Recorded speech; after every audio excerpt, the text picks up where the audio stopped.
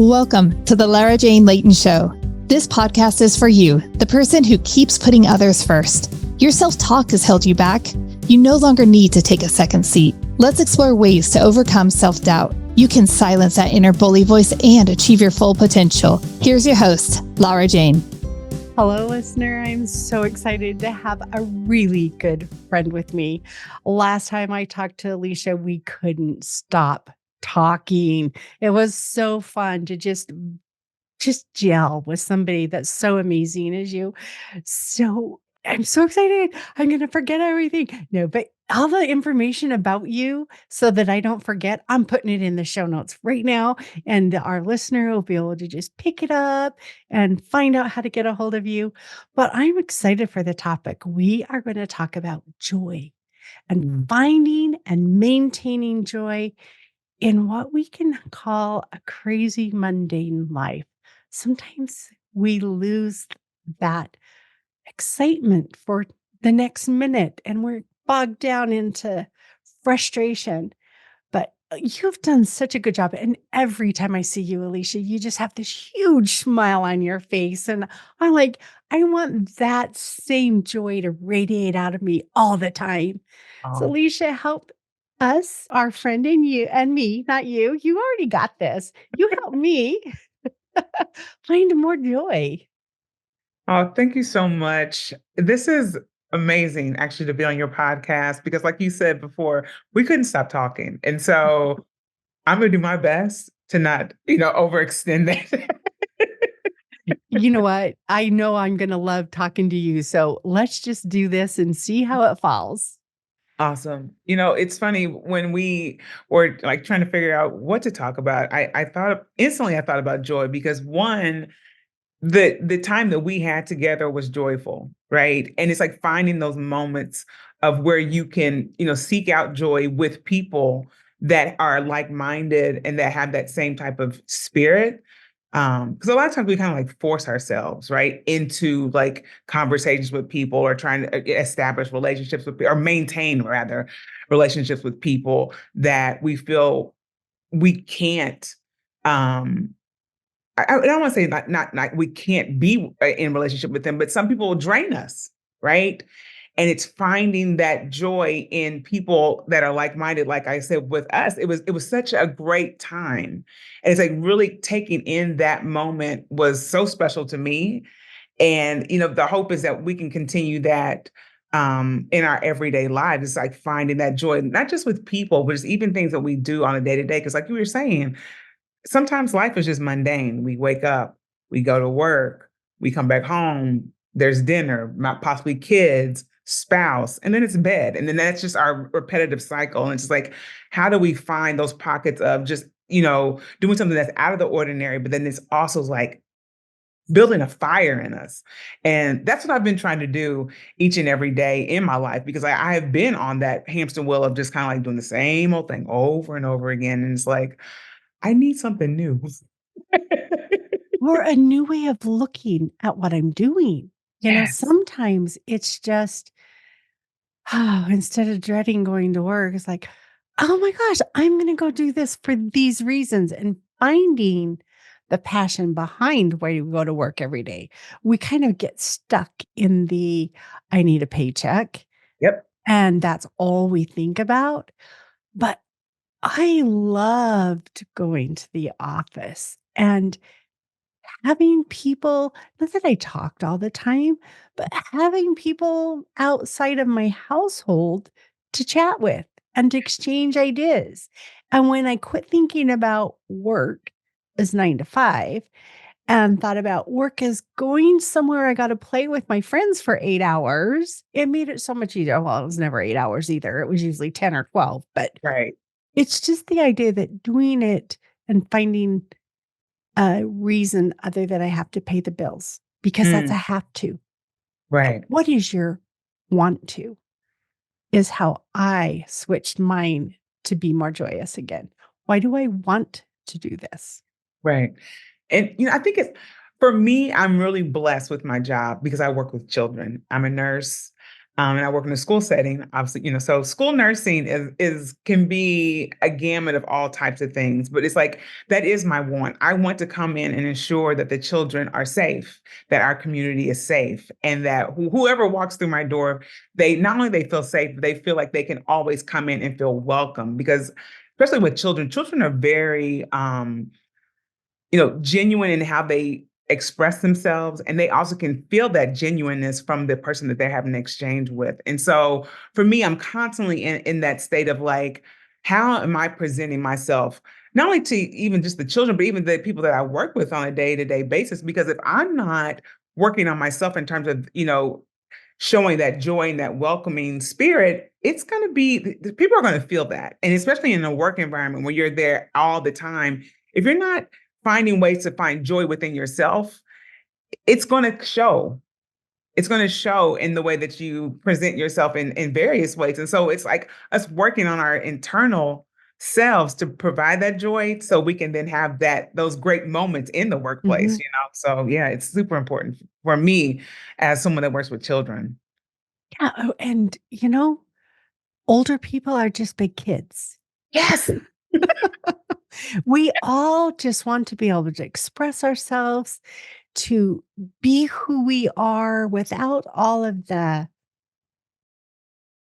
what some people call domestication, without all the rules that we have to follow, to be able to naturally choose to do things without, oh, this is a rule.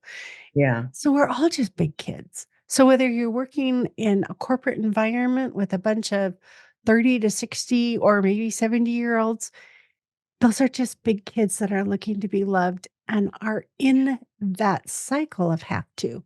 I have to be here to provide for me or my family or to keep a roof over my head.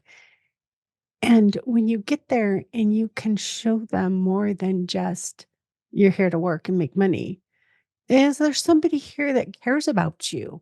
Then Yeah. you build relationships and it changes. So I work with kids all the time. We're just older kids. Right. Right.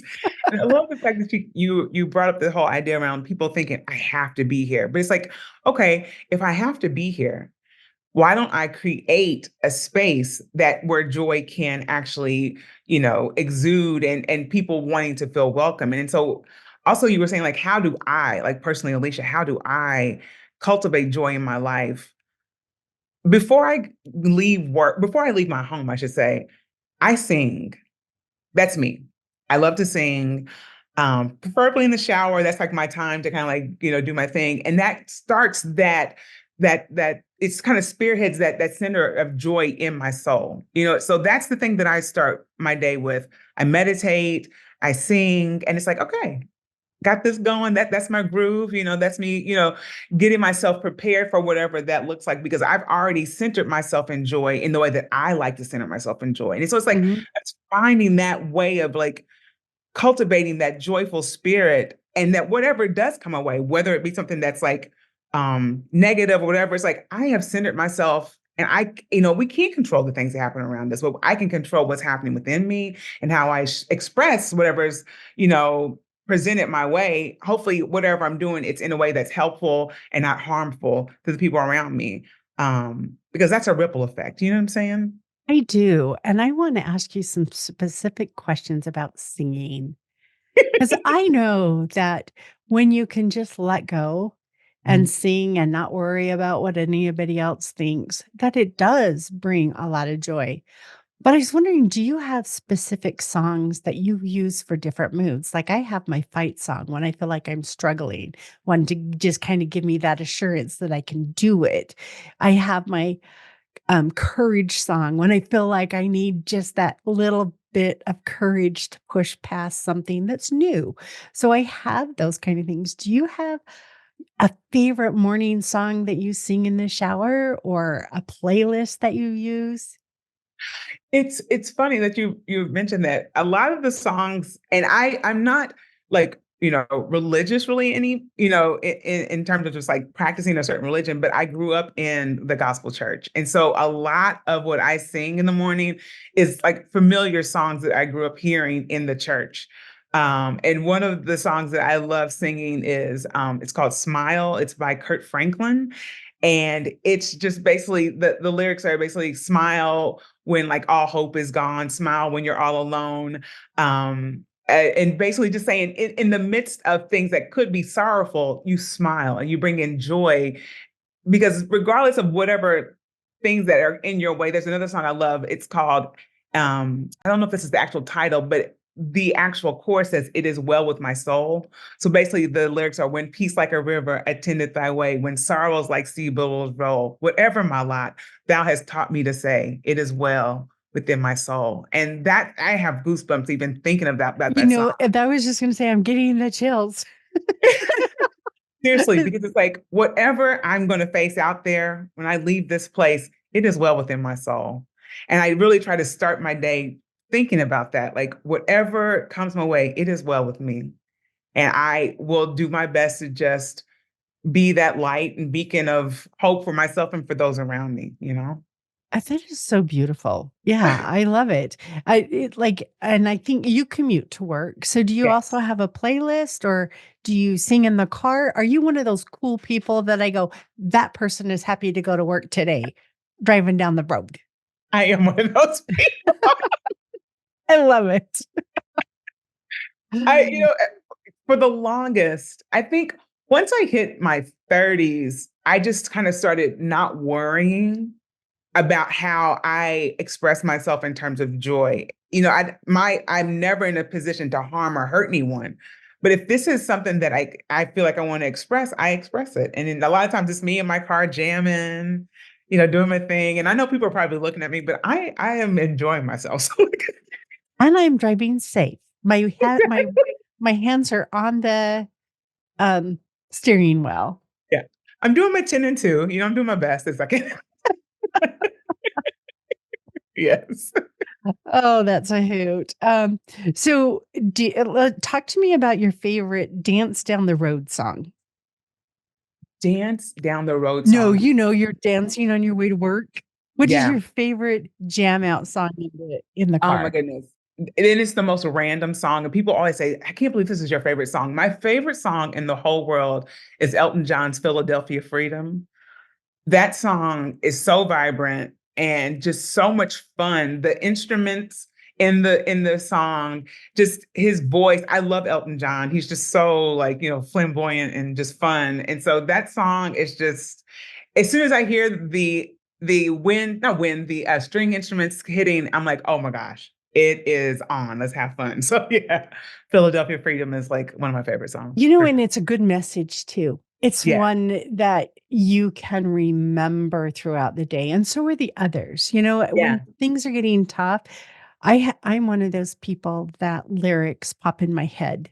Like all of a sudden a song is playing in my head and I'm like, I don't know where that radio station just came from, but it's clear as can be. No, I love that. So does it help you stay in a positive framework? And when you're at school or with your younger children, I work with older children. They're in their 50s and no, but when you're with them, do you find that you reflect on messages from music, or are you more able to stay present with them? I mean, I know that songs are memories that support me every day. Right. The lyrics, the song, the melody, the feeling. And I'm able to use those to stay focused, Right. but not everybody can do that. Right. Like, or especially if I'm getting sleepy, turn on the jam music. Right. And you're done. Your body comes alive again. And that's what we're looking for is life. Life in this mundane. Find the joy. Right. So we're gonna take a quick break. We're gonna get a word from our sponsor. When we come back, I want to continue working on, follow up with this music thing. But then what are the other things that help you remember to find joy in your daily life? So we'll be right back. This podcast is sponsored by Lara Jane Coaching. You know you're ready to silence your inner bully voice. Let Lara Jane support you with coaching. To schedule an introduction call, go to larajanelayton.com.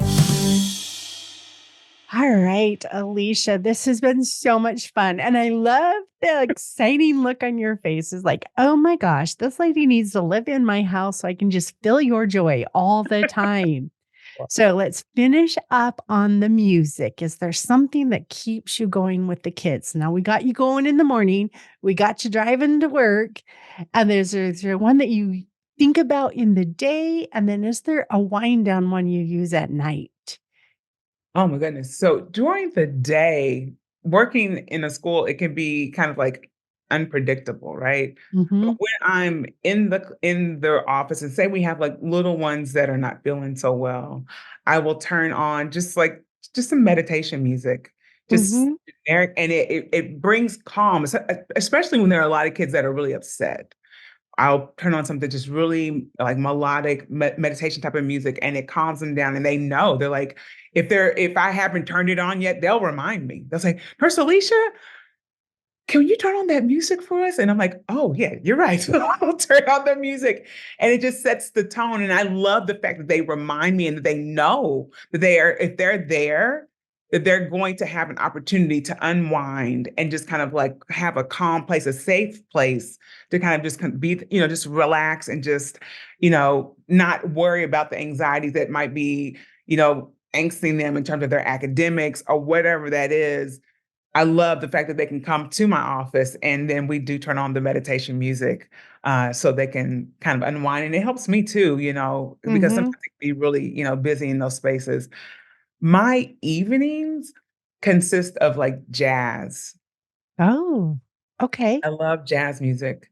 Um, it's just so relaxing. And I love instrumental music more than anything because I I just love hearing just the different um instruments basically just kind of like working out just whatever that is in a song. It's so beautiful. And I'm always Yeah. so impressed by the fact that these artists come up with this. It's like, how did your brain think of all this and orchestrate it to be this? It's amazing.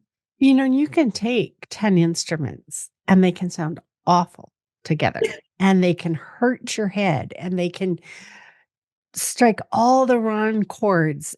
But when you get the right, well, and I shouldn't call it right, when you get a piece of music that is in harmony with you and Mhm. the musicians are harmonizing together and you can just become in that flow state, you're 100% present at the moment.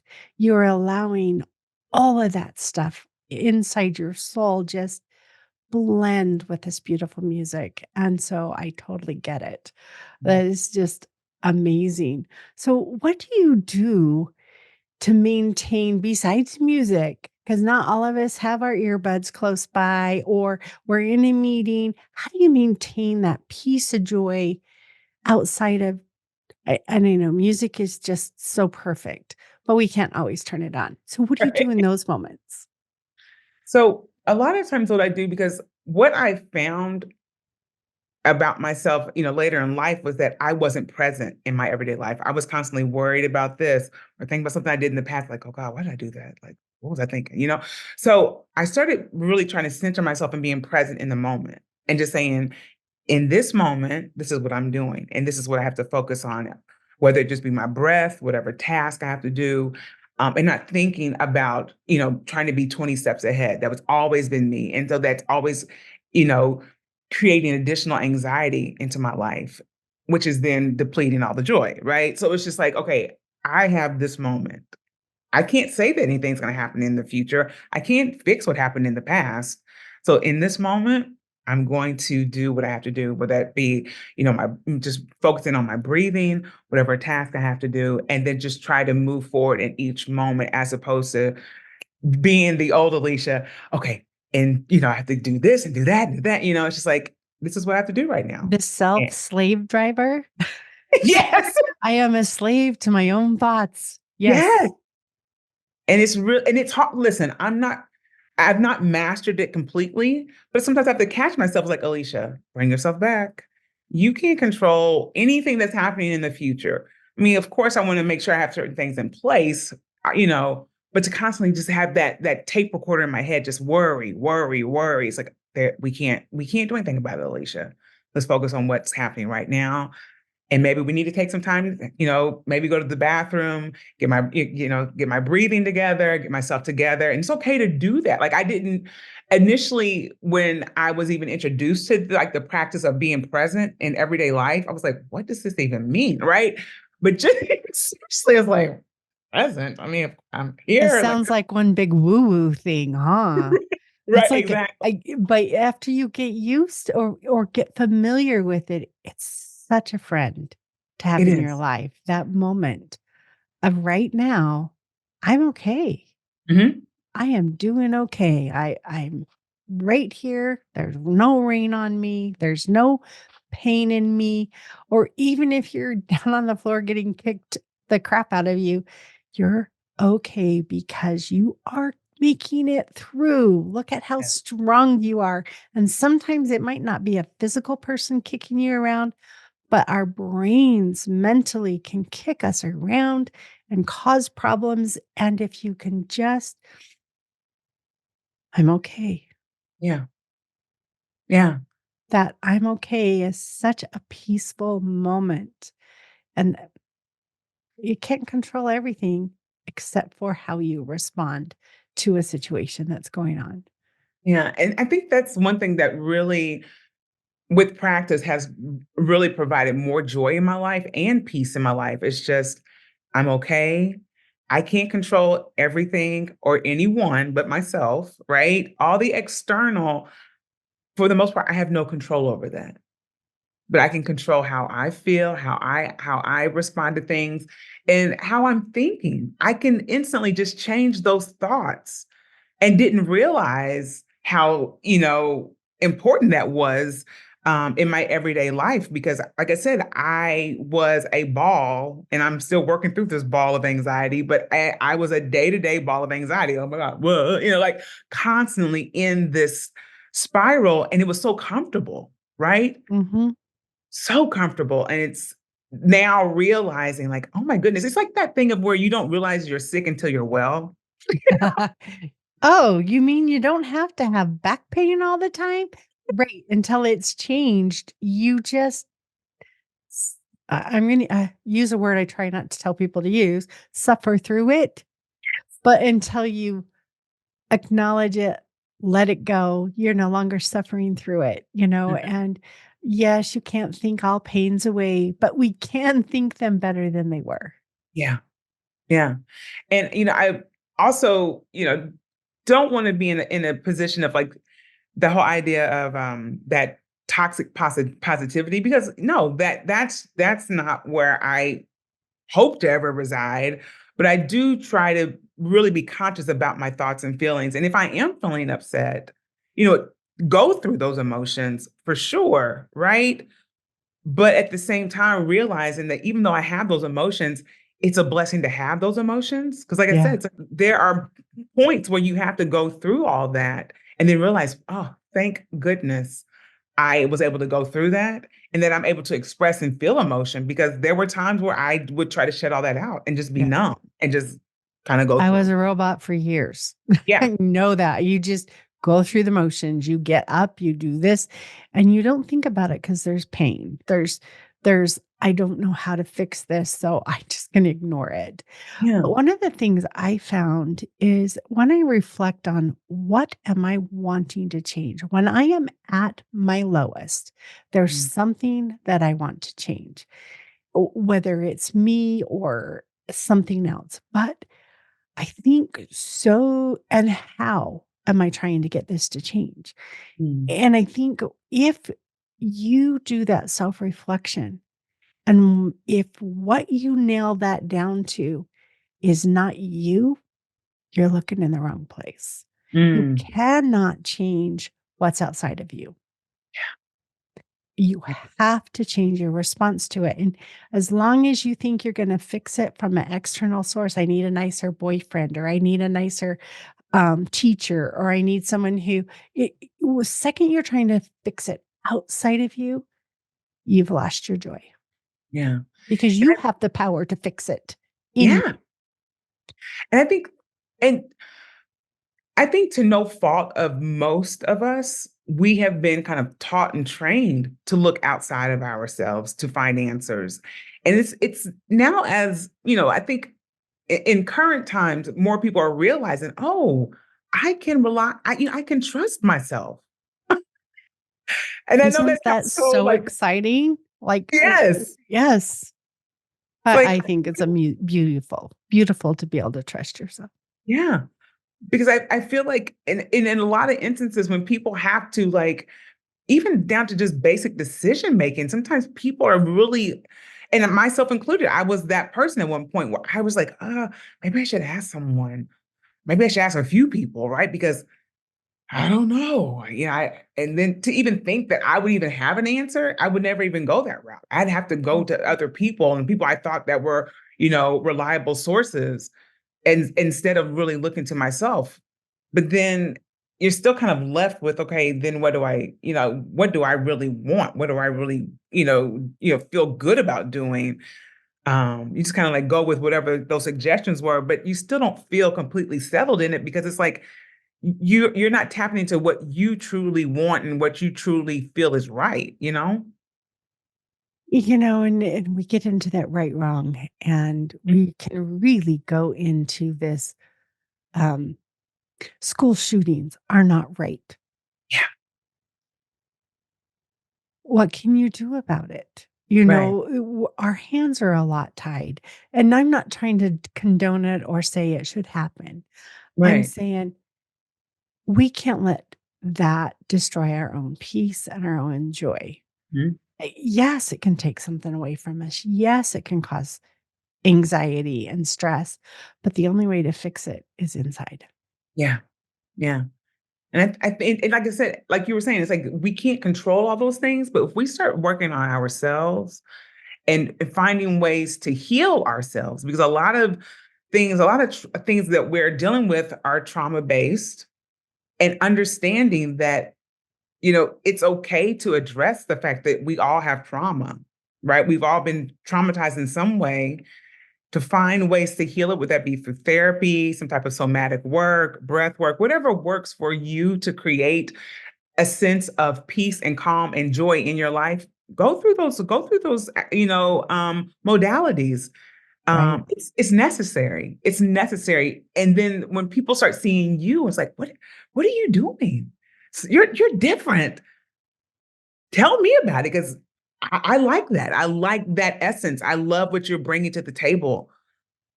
I want some of that, right? So it's really us working on ourselves, and it creates that ripple effect. And it sounds so simple, but that's really where it is. We all have to start working on our insides, and then that joy, that brightness, that sense of just like happiness comes through. And it's like, oh, more people are going to see that, and it be a thing where hopefully more the collective will want to, get on that train as well, you know? Right. Oh yeah, I'm completely with you. And I really love I hate to say, hey, it's your problem, Mhm. but your response to situations, I know my responses to situations are my problem. Yeah. What is the saying that is going around? Um, so you have a cup of coffee and someone bumps into you and the coffee spills. Whose fault is it? Mhm. Well, the guy who bumped into me. No, Right. you spilled the coffee because you had coffee. Had you had Right. tea, you would have spelled tea. If you had had water, you would have spelt water. If you had nothing, nothing would have spelt. Right. It's what's inside of you that comes out when you're triggered. Mm. And you are responsible for if you're coffee or tea or nothing. And Right. it's that response. It's not his fault coffee came out. In my situation, it would be anger or annoyance. It's not Mhm. his fault. I just got super annoyed and wanted to just control the situation. It's my fault. Yeah. I have anger and frustration in me. He triggered it. Yeah. And that's a hard one. That is so hard to admit. It is, and I think that we were talking before we, actually started, and I said something to the effect of, I had to start really kind of like figuring out certain people in my life, like if I should involve them, right? Or even, and let me backtrack even with that, just thinking about that, because I was so nervous about addressing certain people in my life because I was afraid of their response. And Mhm. it's like, that's taken away from my, who I am and my actual joy and who, I don't know how to really say this, but just in terms of like constantly tiptoeing around certain people because I'm afraid of responses or whatever that looks like, I can't be responsible for that. And that was one thing I had to realize in my life was that if I'm going to be my authentic self and step into who I am and tell people how I think and feel, I can't worry about their response. Because if Well, they're, and we're yeah, not responsible. I yes. can tell you, "Oh, Alicia, you just pissed me off." Hmm. And you're going to take that different than if I told somebody else the same thing. But I also know nobody else can piss me off. It's my response to that. And Yeah. so when I feel that reaction, I know it's not the person's fault. I've worked through that enough that I know it's me. Mhm. Yes, they did something that I didn't expect. Yes, something else. There was a trigger, but it's my responsibility how I respond. And I've had situations in my life where I've pussyfooted around and been really careful because I'm afraid that I'm going to be judged or disliked. Well, let me just give you a really easy one. When I first got married many years ago, I cried. I cried Mm. one time and I got the response, I didn't marry someone to be with my mother that cries all the time. So all of a sudden, I felt personally responsible for somebody else's frustration. And I always try to clarify this. I love my husband. When you've all grown, we've grown together, not apart. So this is 30 something years ago. Right. So it is just a thing that I learned. I cannot be responsible for that. I can't take on his pain of not being able to fix his mother. I Hmm. can only support it and allow myself to be me. So it is hard to Yeah. not you don't wanna intentionally trigger people, but you can't take it personally when you do.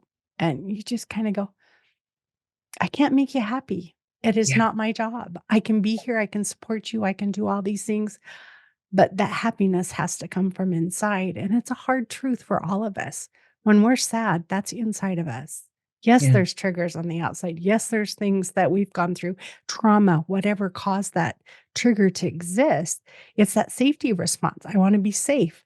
I don't want to get kicked out of the tribe. I will die on my own. I need village to survive. And those are ancient things that are in us. But Hmm. you are bred to please others so you're not kicked out.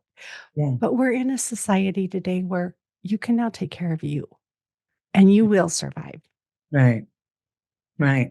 And that's something that am slowly like learning in a way of, just being content with the fact that I can do these things. I can say how I truly feel.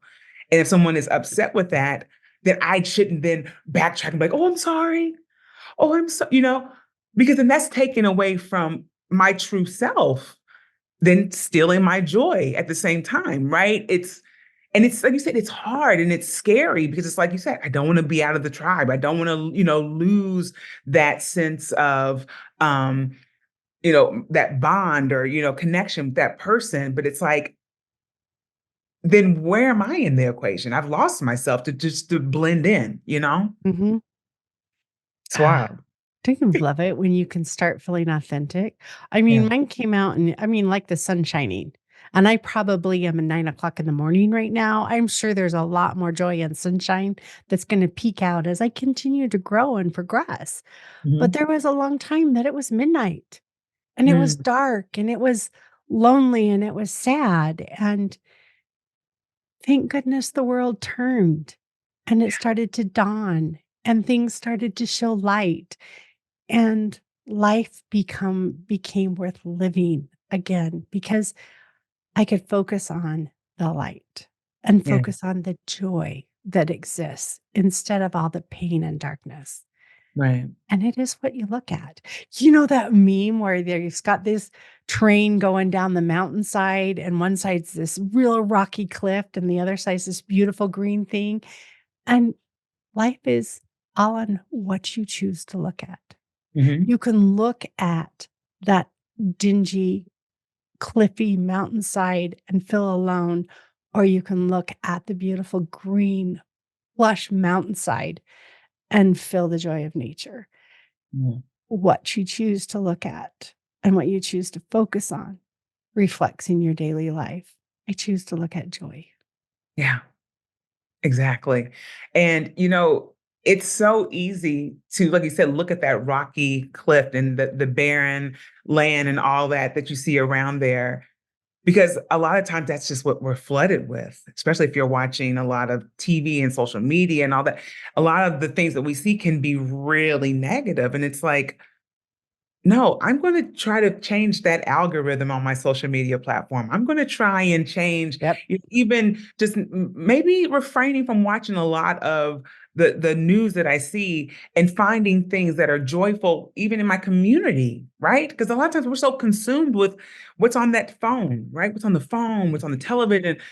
Get out into your community and see what volunteer work you could do. See where people are actually, coming together in community to find ways to help one another, Yeah. There are, and it's out there. You just have to find it. It's easy to sit on this phone. Trust me. I am guilty of it. It's like, changing how we are doing things in our day to day is so necessary. Because, like I said, we can get caught in that rut, like we were saying Mhm. earlier, just kind of doing the same old things on social media, on television. I have to go to work. Changing it up. Like I said, go find some volunteer work or something like that. It can completely change the way you see humanity and even yourself. And you be shocked at yourself. It's like, oh my gosh, I didn't even know I could do these things. So it's beneficial to everyone involved when you do things like that. It is, but I also want to remind everybody, put your own mask on first. If you do not have the energy to go out and take care of somebody else, take care of you. Yeah. Yes, we are a community. Yes, we help one another. Yes, we are there. But the better you take care of yourself, the stronger and the more able you are to Yeah. take care of others. And Yeah. I find so much joy in taking care of others. And Yeah. I put myself on the sideline for the longest time, but Mhm. my health only went down. Mm. I could help all the people I wanted, but until I stepped back and took care of me, I couldn't help as many as I could have Yeah. because I was weak and I was incapable because I wasn't properly nourished, exercised, all these things, or even that calmness, that you can get as you start taking care of yourself. Yeah. I think that's so important that you brought that up because being a caregiver as a nurse, initially when I got into this work, that was my issue, was overextending myself because I was conditioned in that way. You just plow through because you have to help. That's just what you do as a woman, right? You go and you overextend yourself, you deplete yourself because it's just what it is. Everybody else needs to be taken care of. Right, and you'll be okay. You'll figure it out, right? Yeah, until you crash and burn. And then it's like, "Oh, yeah, there's still me?" Right. It's so funny, I was watching a show the other day, it was a makeover show, and the woman was, she's a former nun, and someone had nominated her to, have this makeover, and as she's having the makeover done, they were doing, like, her hair and makeup, she's just crying and crying, and she said, "I have never," and they were like, "Well, why are you crying?" She said, "I've never had someone want to care for me in this way. And then I was able to just receive it without, being resist. She was like, this is the first time that I've ever been pampered and just treated in this way.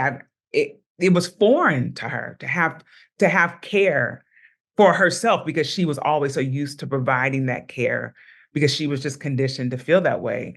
So it's important for us to definitely care for ourselves.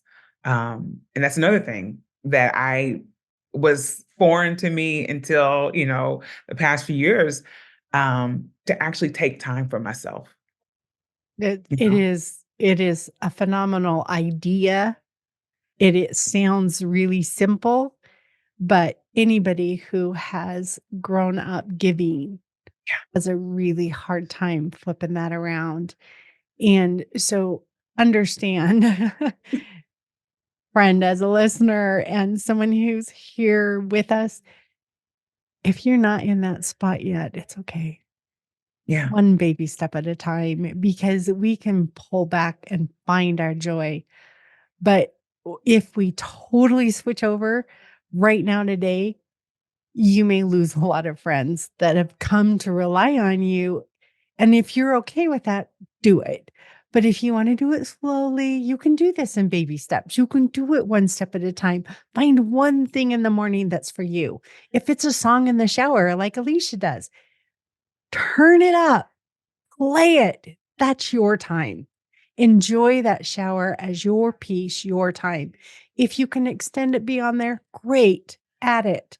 But find one moment in your day that you can turn up. I'm getting showered and I'm in here because I like it, not because I want everybody else to not smell me around the office. Do it for you.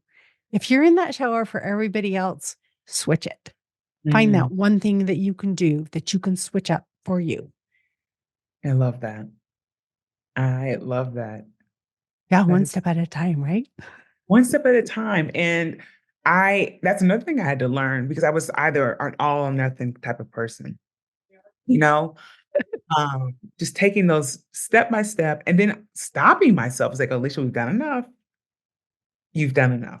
You don't have to do, you don't have to plow through everything right now. Yep. Just take your time. Take your time, you know? And I enjoy it much more now as opposed to just completely just plowing through and then just being so exhausted that it's just like, and not even really I wasn't present in that time to even just have like a memory of me, you know, oh, I remember doing that. And oh, on that day, I sent that email or I reached out to that person as opposed to just doing it all at once. And it was like, okay, wait a minute. Did I do everything right? Just really just taking my time. It sounds simple, but for me, it was so overwhelming to just do small steps as opposed to the opposite, you know? If you think about it, and this is just popping in my head, so I'm going to make this up and it could not be real, but it's what's in my head. Yeah. You take a marathon runner Mm, and they practice and practice and practice, and they go and they run that 20 something, 26.2. Is that what it is? I don't remember. Miles. And they're exhausted and they're out of energy. And the part of the enjoyment for them is crossing the finish line, right? Now let's switch that up. Let's go on this most beautiful scenic route with benches all along the way.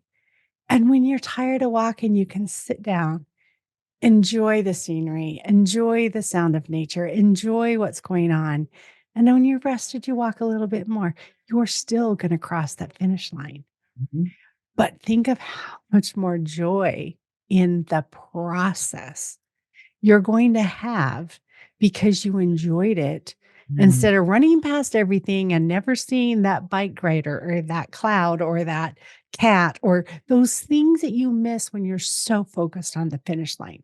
I'm not saying crossing the finish line isn't elating, but you've lost the other 20 something miles of beauty in your life because you wanted to cross a finish line.